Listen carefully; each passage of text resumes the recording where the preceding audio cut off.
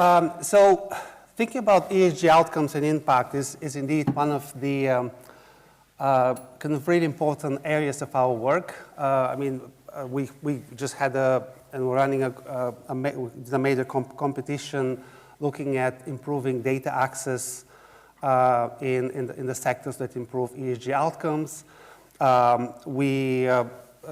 As the report indicated, the growing concern and importance of ESG within the sector is important. Equally, I think Lee, in talking earlier in his keynote, mentioned the importance of the societal impact of the sectors. So my name is Martin Martinov. I'm the innovation lead on the program. I work with Win and Astrid and Stephen and Sarah, with Becky, Anita, and so many wonderful people in delivering the program. And it's indeed my privilege to facilitate the conversation today with our exceptional kind of speakers.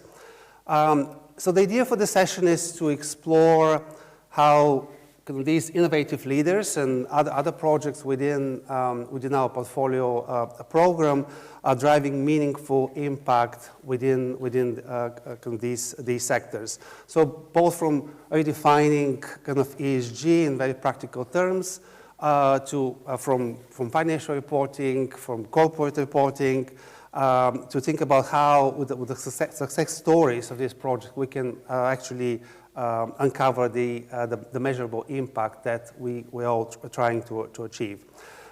So before I'll ask actually the panelists to introduce their projects kind of properly in a second, but we wanted to first start with kind of two aspects. We have to think about how we define ESG and to basically to set the stage by exploring how you within your project you define the ESG outcomes, and to share your personal motivation for engaging for this type of work. Alex? Sure. My name is Alex. I'm the CEO founder of PortF. We are a portfolio management solution that unifies data sets for financial industry. Innovate UK has enabled us to expand traditional portfolio management within financial industry of being number only, return only, to non-financial metrics, and that's how I define ESG. Is whether it's called impact or responsible investor or is ESG, is effectively another set of metrics that need to be considered when making investments.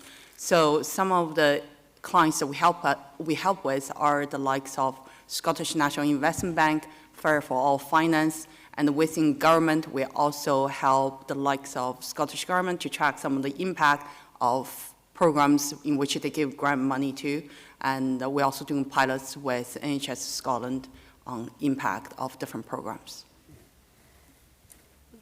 Thank you. My name is Rosalie, and I'm with Maximum Information, and our project, as well as our company, exists to build societal resilience to natural disasters. So the way we look at ESG is through this lens of building resilience. In this particular project, we're building up an ecosystem of data and software tools and decision-making support to help create insurance products for natural disasters before a disaster strikes. And to me, that comes back to 2017 when I was actually an insurance underwriter. We had lots of assets exposed to a particularly bad hurricane season of Harvey, Irma, and Maria, which some of you might still remember from the news. And back then, we had the tools to support our clients after the disaster. And I kept asking myself, well, we can see the hurricanes coming. Why can't we do something for the insureds and for the people on the ground before the disaster strikes? And so we've teamed up with some fantastic partners across universities, University of Reading, London School of Economics, as well as Aon, a large insurance broker, to build this, not just a product, but an ecosystem for insureds that can also support 8 organizations who are working on the ground. Over to you. Thank you. So Andrew Tucker from Metal Capital. We have an Innovate grant to build Cameron, a sustainable pensions engine, which we've called Cameron for reasons that I now can't quite remember, other than the first name was really, really bad. And what we are doing, so in terms of how we define ESG, we come from a sustainable investor position. So if anyone here has a pension, for example, if any of you is over 40 and or has children or a conscience, you typically want to have a sustainable pension. That, believe it or not, you do a show of hands, there are some people who say, yeah, no, thanks so much, I'd like to burn the world down. But anyway, turns out most people would actually like a sustainable pension, but how do you get one? How do you know what your sustainable pension preferences actually are? So Cameron is it's a chatbot, basically, and what it does is it understands your personal preferences and matches it to an investable universe of companies, live data, to say, if you want to invest sustainably, these are the kind of companies you can invest in. And that's the kind of technology that if you were running a pension fund, like People's Pension, or Penfold, who are our advisors, that's exactly the kind of thing they're looking at, specifically if you are Gen Z, actually. And again, there are many people here that aren't, but let's say you were, and you were running a pension fund, it's absolutely essential you get those 12.6 million Gen Zers in this country into your workplace pensions, because that's obviously the future of your model. Those people at the moment are keeping their hands in their pockets, saying, we're not going to invest with your pension because you cannot tell me how it is sustainable. And so we're trying to upend the pensions industry in that way. Thank you. Hi everyone, I'm Paul, the founder of Tabled. I'm a former lawyer, and Tabled is a legal tech platform that has, I guess, traditionally worked with in-house lawyers and law firms to automate their workflows and manage cases. And in terms of ESG, we developed a client base with pro bono lawyers, specifically actually some university law clinics. And what we saw in that space was that these clinics are just overrun with demand. They can't meet the supply due to various structural issues in the legal sector. To look at some numbers, there are about 3.5 million people, over 1 million SMEs every year with unmet legal needs. So what these clinics were looking at, we manage all of their cases and workflows, but what they're looking for is more of a consumer-facing tool to help people understand their own issues and to manage those as best they can, and then to triage those people through to clinics where they're actually needed, because a huge amount of time in both law firms and clinics goes into just assessing claims and assessing whether the team can actually service that particular client. So obviously that reduces the number of clients they can actually work with because they're assessing them. So our project that we're working on with Innovate UK backing is called Libra. We're working with huge quantities of legal data to train LLMs to help both consumers and SMEs to get simplified legal information and triage through to clinics and law firms. But we're being quite ambitious and also trying to help the law firms to harness AI as well to really streamline their processes as well. So yeah, we're starting to see really quite, I think, impressive results from the latest LLMs applied to that refined data, and then using reinforcement to actually improve the results. And actually, can we continue kind of in that kind of this line of thought in terms of bringing bringing ESG to life and actually want to, it is a showcase event, so I want to showcase the success of your story. So can we talk a little bit more about, from your kind of individual projects, how technology innovation is developing, and from your experience, what are the challenges, but what are the success stories in terms of thinking about kind of your projects and how they develop? Happy to go first. For us, LLM in the last 18 months has drastically changed how we do things, not only the way that we code to deliver the project, but also how our clients, so we specifically sustainability, ESG, regulation related to financial service industry, where to be honest, people's jobs number one is making money in that industry. So when it comes to sustainability, it's all more about efficiency. How can you use the technology to efficiently scrape the information that's needed for regulatory reporting? And we start using, I think the previous speaker talked about AI agents, so we do that as well, using different AI agents for different tasks within, depending on the application of each specific client as well. Yeah. So for us, the challenges actually, I'm also built on one of the previous speakers, the challenges aren't just technological. So we know how to build the technology. We have fantastic people who need the time, the resource, and kind of the catalyst that the project from Innovate UK brings. And it has been a fantastic catalyst to bring the innovation together and build the tech. The challenges have been working with so many people in the ecosystem. So what we're trying to achieve with the hazard impact tracker, the technology is the baseline, and then our work is also engaging across the market, engaging brokers, engaging insurers, engaging across the aid sector. So this kind of working with people piece actually is something that continues to be present for us, even with the great technology in place. And what we try to do is just build success stories, build case studies. We're focusing on case studies where we can explain to people, say, how our tool, the hazard impact tracker, would have performed in particular storms and particular disasters in the past. I see the technology as kind of really the baseline of, I'm sure all of us are very comfortable and confident with the technological capabilities, and quite often it can be the pushing it out there and pushing the adoption that ends up being the challenge, actually.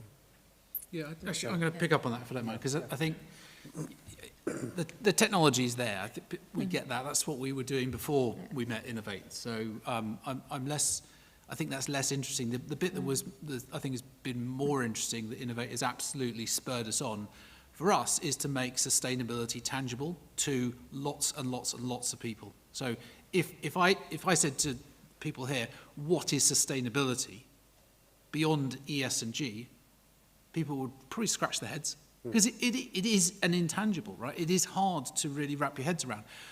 Being able to use the technology to train the LLMs to actually interface with real people and understand the massive breadth from the real sort of, I'm super interested in carbon capture technologies, all the way through to, I think, being socially aware is a good thing. That's real people. That's how the real people think about sustainability. And for us, being able to say, use the technology to empower real people to change where they invest their pensions will move the market. It's the bit at the end that's much more interesting than the bit at the beginning, if I may say so.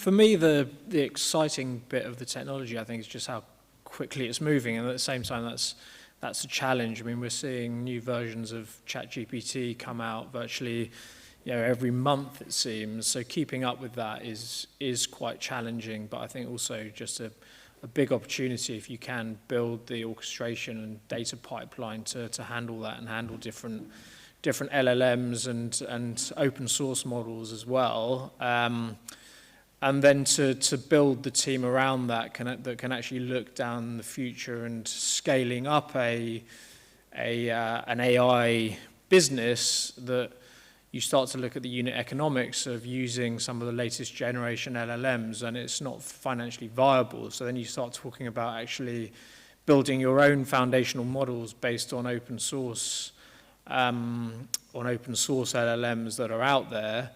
And I just think there's a huge opportunity, because the underlying LLM technology is rapidly being commoditized and the costs are dropping. But to be able to be in the domain-specific space of applying that technology to a certain vertical, in our case, obviously legal, I think you're still seeing how these general-purpose models like ChatGPT was just in the news the other day for being, for hallucinating with with a litigant in person. So I think there is both the challenge that these very well-funded companies just, win the entire market, but also the potential that domain-specific tools can just simply be better than the scale of some of these other services coming in.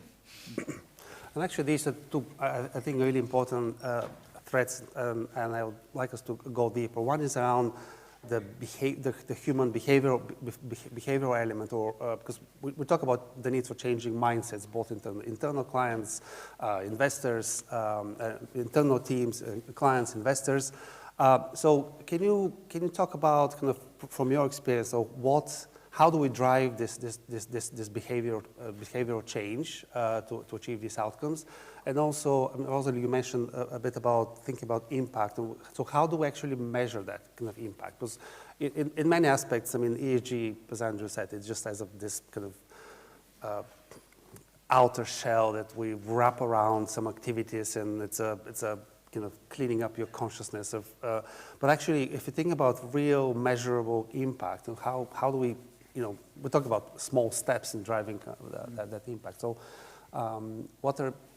I just want to combine these kind of two elements of how to drive impact, but also what do we need to do to drive this kind of change at the human layer, as Lee talked about within organizations.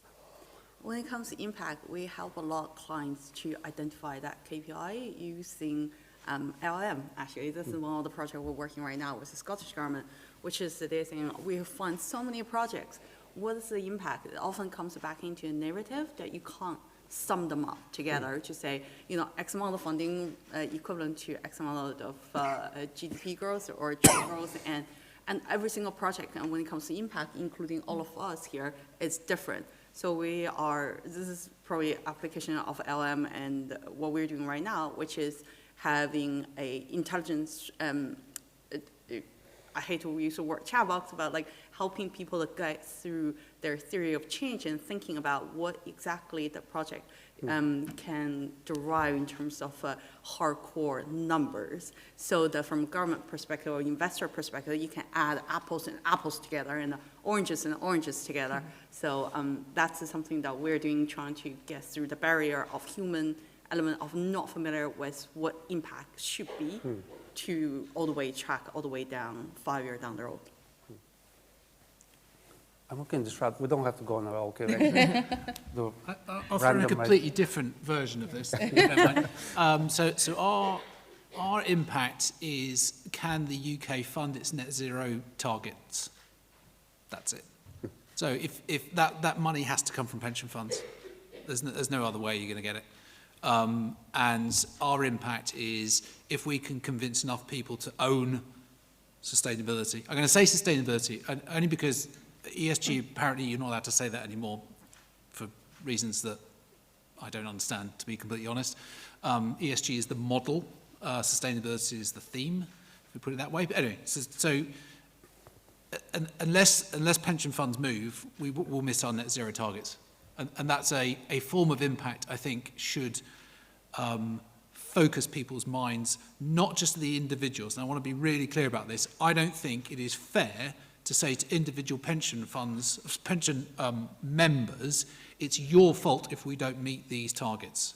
I think it's much more reasonable to say to the pension funds themselves, why are you not helping here? You cannot hide behind ignorance. The technology is there and we've given you the solution.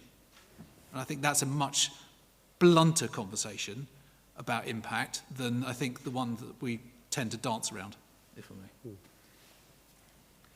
Yeah, our impact that we're trying to measure is very much in the access to justice space, which certainly comes with its challenges in terms of building a consumer product that can actually capture the data appropriately in a way that people are willing to give it.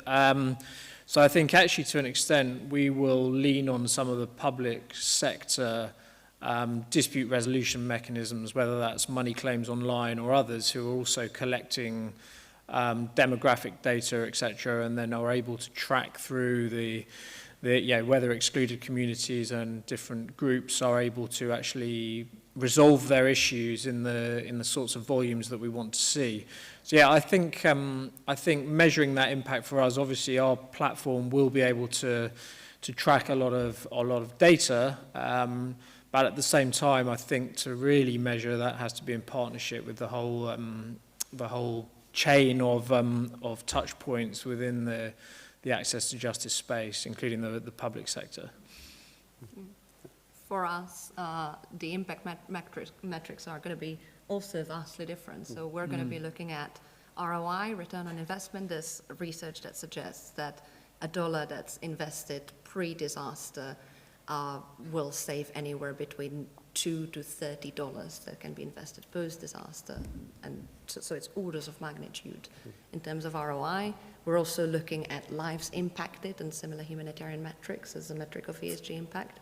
But I would just love to tie it back to what you were saying, that there's just such a diversity, and we have to have tools and have to have the conversations to make sure we're comparing apples with apples, oranges with oranges, because there's just so many facets of impact, all of them powerful and meaningful. Yeah. And actually, I mean, that's an interesting, another kind of good theme to kind of explore around communication and collaboration. Because one of the objectives of the next generation professional financial services programs is to facilitate this collaboration between projects and stakeholders. And we're increasingly thinking about scaling up. So how do we support, because I mean, if you look around the room, there's so many great initiatives and ideas and projects that have developed amazing solutions to support the sectors. So in thinking about scaling up and growing kind of both kind of your projects, so what kind of support do you think kind of is needed kind of going forward? And and especially thinking about our panel around the driving ESG outcomes, do you see any tensions or challenges around commercialization pathways and ESG outcomes? So is there, I mean, I hate to put it as a dichotomy, but is there a need to balance, or is there some sort of a balance between profit and purpose? I'm going to jump in here because I'm going to fundamentally disagree with you, if you don't mind. So if just because, sorry, it's something that we've been working on a lot. Really interestingly, to go back to my Gen Z example, there was a piece of research came out a couple of weeks ago from Scottish Widows that said that 88% of Gen Z employees in the workplace who don't forget, have to have a mandatory workplace pension now, would happily take a less return for a more sustainable investment than the other way around. Now, I was young once too, and I might have said yes to that as well. And actually, I think what's really interesting is there's a generational change that is happening at the moment where people do not fundamentally believe there is a trade-off between sustainable and return, and are basically saying, why can't I have both? And it's a bloody good question. And actually, I think there is a lot of work that's coming through now and a lot of mind shift that's happening for people saying it's not a trade-off, you can do both, but it also means there are a lot of things that you can no longer do. And if I'll give you a cracking example at the moment that we're looking at. So it's now coming through in our data that is British Aerospace, or Thales, the European defence manufacturing, is that a sustainable investment or not? And that's a really hard one. So for years it wasn't. It was excluded. But now what's going on with Ukraine and Russia, a lot of people are saying, actually, that is. And that's where the individual pension holders are leading the market and saying, this actually is acceptable. Now, I want us to invest in these things because that's the kind of future I want to see where Europe has a defence industry that we can stand up to Russia. Wow, that's fundamental, changing how we think about sustainability. And I think that's, sorry, I'm going completely off subject. No. But anyway, the point being is that I don't think it is a dichotomy, and I think you can have both, but it asks some very hard questions of a lot of traditional thinking at the moment. Thanks. I'd like to build up on the question of route to scale. So for us, it's been just an incredible journey of like starting from genuinely an idea on a piece of paper and pulling it out of the brains of a few academics and professionals, turning it now into a place where we have the first case study and a data set. And a year from now, we believe that we're going to have this functioning platform that can trigger anticipatory action with partners like Red Cross and elsewhere. But right now, we are seeing so many new challenges that I couldn't have imagined a year ago. So I can already tell with confidence, in a year's time, when we finish this project that's been catalyzed by Innovate UK, there's going to be so many other challenges that we can't even fathom right now. And what I think can really help strongly innovative projects like this is a bit more certainty about whether or not there's going to be more pathways to our safe funding follow-on projects and follow-on funding with Innovate UK. And we've had an absolutely fantastic time putting this project together.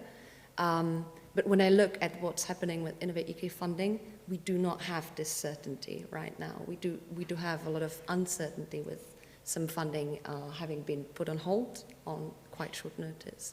So I do believe that in addition to like really looking for meaningful projects with those meaningful impact metrics, what we're looking for is also figuring out, well, if we get this project to a stage, are we going to be operating in an ecosystem that enables us to get to the next stage? That's contrary to the wider VC and private equity world, because a good impact story that's helping people that people are using, that also drives revenue, should also be interesting to the wider VC community beyond impact.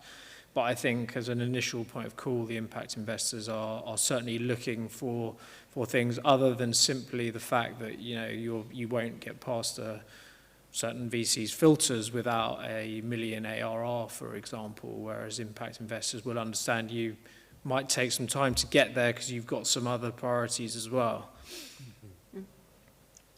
From what we can see over the past 3 months, actually, everything that has the word ESG fund or impact, they actively, all the American funds are taking the word ESG out of their website. And it costs them a lot of money going through where take every single word out. I think if we step back, ignore politics for a short period of time, whether it's called ESG impact, a responsible investor, it's about doing the right thing with the money, whether it's a pension fund money or it's a government money. So for scale-up perspective, at this particular junction, anything has to do with sustainability, impact, ESG, it's just hard. Because the LP is not giving the money to GP can't raise money, and therefore they can't give to companies. And this is where I think organizations like Innovate UK or many of the UK government-funded organizations is extremely crucial for the sector. If we all can agree that in long term, we still want the goal is to become a more sustainable country, and with a sustainable energy and infrastructure and the working environment, then unfortunately, I think this is where government might have to step up when the politics is swinging left and right. I mean, do you see, because that's, I mean, Andrew kind of brought this, he started it in a way. I mean, do you see this such polarization or backlash? I mean, is it something that we need to be thinking about, especially in the context that, and again, going back to some of the paramount principles of this program is to kind of demonstrate and continue to drive UK's innovation, a leading role within these sectors. I mean, do you see that? I mean, we don't have to talk about certain countries and certain kind of presidents, but it's in many aspects, the shifting priorities in kind of markets. So, well, yeah. Now that you sort of started it, so I tell you what was most interesting. That thing happened in the last 2 weeks, and nothing to do with America at all. Was actually the European Commission coming out with the CSRD omnibus. I don't know. Sorry, this is a little bit in the weeds here, but the European Commission is leading on sustainability reporting, which is absolutely where the rubber hits the road. And they have softened it a little bit, but they've now said that it's the top 10,000 companies operating in Europe, so not European companies, but that includes Chinese and American companies, and they have to report on their sustainability. And there is a framework, and there is a taxonomy, and there is a series of reporting standards. That is real hard, rubber hits the road, what does sustainability looks like? And actually, There was a worry when Donald Trump came in that the Europeans were going to cave in and give up on sustainability and say, you know, it's all too hard and let's throw our hands up in the air. And they haven't. And I'm not going to say Brexit, but, you know, the Brits are happily rowing in behind the Europeans on this, quite right too. And therefore, I think sustainability isn't going anywhere. It is now much more baked into annual reports. So the first 250 CSRD-aligned annual reports have just come out. They have a section on sustainability reporting. It is done, it is going forward, and it's going to affect an awful lot of companies. So I don't think, terminology aside, I don't think this subject is going anywhere. And if anything, it's only going to get much more entrenched. But more interestingly, it's going to become business as usual. It's not going to be that thing over there. We do real business and ESG. It's part of the real business. And I think, if I may, one slight thing, there is an absolute opportunity. Innovate UK has happily seed funded this for British sustainability data tech companies to lead the way here. There is no leader in the field at the moment. It is wide open. There is a massive opportunity, and an awful lot of companies have to use this technology. So that is the field that we are absolutely diving into. I mean, maybe Paul, just kind of want to add something else potentially you can add on. And I mean, the previous panel talked a lot about the governance and you know, part of kind of the ESG makes exactly on governance. Can we talk a little bit more around that? And I think we can bring the international component with the EU AI kind of Act, kind of where we see here in the UK, but also when thinking about data and AI, because one of the, as I mentioned earlier, one of the competitions that we run is around improving data access within these sectors. So when you think about data and AI and how they enhance kind of the incomes, so what are you, from your experience, what are the obstacles, kind of what are the challenges in whether it's in the governance space or some other aspect of that? Because I think fundamentally it's, I mean, especially on AI, it's all about kind of data software platforms and how we think, you know, how they impact the sectors and how they innovate. Yeah, I mean, I think in the UK, there's a huge amount of data out there in the professional services sector, but a lot of it is siloed, obviously. Even publicly available information in the legal sector is, you know, it may well be accessible to use, but it's siloed. It might be in PDF format, etc. So I think it's quite welcome that you're hearing kind of government level discussion about AI data being really key, and that the UK could be well placed to capitalise that. And I haven't yet heard if the legal sector will be one of the focus areas for that data. But I know, working with the National Archives and their legal data teams, that it's certainly a priority for them. But again, we've spoken a bit earlier about the people challenge of all of this. And walking here today, you walk past the Supreme Court, which just physically is quite a long way away from the courts of justice, for example. And I think the way the data comes together from these different institutions, even within the MOJ and the HMCTS legal system, it's still people there that are, you know, judges submitting their judgments, the legislation process. So there's definitely a people aspect to bringing that data together as well, which will take time. So, I mean, for me as a startup, that provides an opportunity, because the data is actually there to bring together if you've got the resources to do it, I think.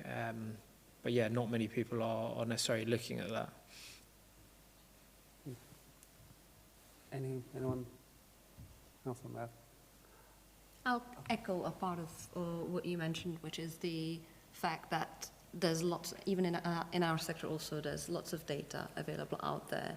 What we're missing, and what we are trying to do here as well, here today, is to just catalyze the connections. Like, I might not even know what data might be available out there that might be useful for us, but forums like this one is what helps make these connections. So that there is the technological hurdle once you identify them. How do you bring it together in a sustainable way? But the first one can be the human one, indeed. I found the regulation, it probably has one of the biggest driver for data access. We earlier talked about CSRD. For a lot of people thought CSRD could really open up all the data for all EU companies when it comes to sustainability. Now it's like only the first 1,000 companies, or 1,000 companies this year, or 10,000 companies in the future. If you look at the company house data, the only reason there is data there is because every single company has to do it as a regulation. One of the projects we are in is ESG data for AIM-listed companies. And so as part of using AI to scrape all the available information of all the AIM-listed companies, we very quickly realized a lot of them is just NA, not available. And only the company holds them, and they have no obligation whatsoever to disclose that to anyone.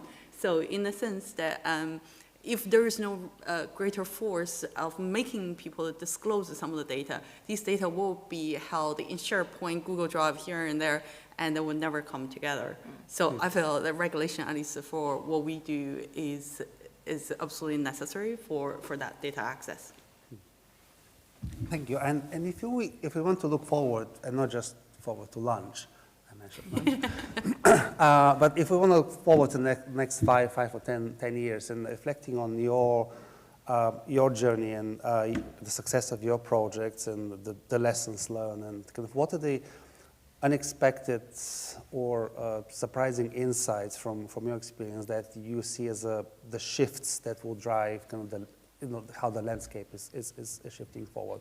I just wanted to kind of wrap up and to get some key questions or challenges so people have something to think over over lunch.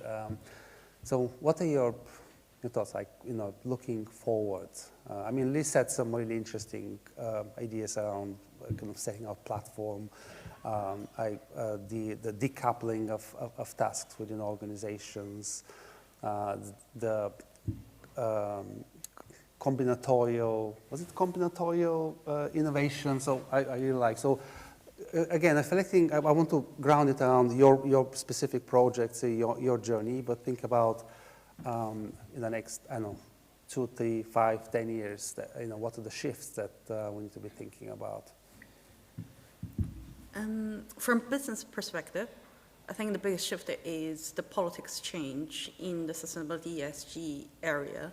That means we have to be flexible, reuse the technology we have applied. So for example, we're trying to apply to different areas of legal professional service or different area within regulatory reports instead of specifically ESG because it's a fall off the truck at just a moment. From technology perspective, as mentioned earlier, that every single LLM model is publishing new ones every other month. Everything that we wrote 3 months ago probably expired by now. So we just have to make sure we are absolutely in the forefront of technology movement. So I'll say those are probably the 2 biggest, looking forward, they're my biggest concerns and keep me up at night. I'd say one of the challenges is figuring out what are the right tools for each task. So there's going to be more and more tools, more automations, more platforms, more AI agents, more models. And the big challenge in the next couple of years, I foresee, is perhaps the human intelligence still needs to be applied to figure out what are the right tools for each job. I'm still thinking. I mean, for me, with the tool that we're building, this Libra AI assistant, where we're both trying to cater in different ways to the consumer and SME user, as well as the law firm user of AI tools. I think the challenge for the professions is going to be how do they continue evolving to use AI alongside their clients and convince their clients to keep working with them rather than just using an AI tool and AI agents. Because I think that there is nothing like having that personal connection and support through a problem that a lawyer or an accountant can give you. But there's absolutely no doubt that in 20 years' time, the machines will do a lot. And that will be on the phone, that will be with avatars, and that will be automatic submission into legal systems without touching a human. So I think it's, how do the professions keep working with AI and their clients to evolve is fascinating. Just quickly, I think I'm still reflecting on what Lee was saying earlier. I think AI is baked in. I think it's there. I think we need to understand how the end user behavior is going to change as a result. And I think for me, looking forward in 5 years' time, are people actively investing and buying from companies that are more sustainable than less sustainable is the million-dollar question. And I think, I know this is going to sound slightly counterintuitive considering we've literally just spent the last 45 minutes talking about ESG and how that's a great idea. I'm not sure we're there, actually. I'm not sure that I would bet the farm on everybody saying absolutely sustainability and that's the priority. I think we have to be realistic. I think people want to be sustainable, but I think there's cost of living crisis on, things are hard, people have busy lives. It's part of the mosaic, and I think as long as we don't get too proselytizing about how sustainability is be all and end all, and we understand it's part of reality and part of real life, then I think we'll probably end up in the right place. Well, thank you. I think these are kind of really important points, and again, I think it's a starting point of creating that picture of kind of what capabilities we see shifting, we need to shift. And this is something we want to continually explore kind of later today. And as Lee mentioned, the purpose of the workshop that we're planning at the end of the day, to bring in all these conversations and map the capabilities that each individual project is currently creating within these sectors. Think about cross-sectoral collaboration, but also think about where else within the sector's capabilities need to be added, what are the gaps, what are the opportunities, and we'll continue this kind of later today. So we have a really good hour and a half, I think, about for lunch and for discussion and networking, and everyone will be here upstairs, so we can have we can continue these conversations. We'll resume back at 2 o'clock with two even more important panels. I mean, that was the most important, but the others are also important. To look at to showcase some of our other projects, and I think there isn't anything major else to say. So thank you. First of all, please join me in thanking this amazing panel. And let's continue the conversation.